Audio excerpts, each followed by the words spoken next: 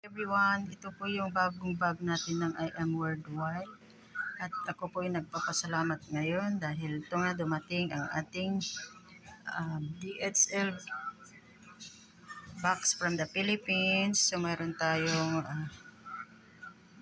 na binta ngayon na 4 na boxes. Salamat sa Diyos na patulong. Thank you so much for your trust. Maraming salamat po at PM lang po kayo dito sa akin.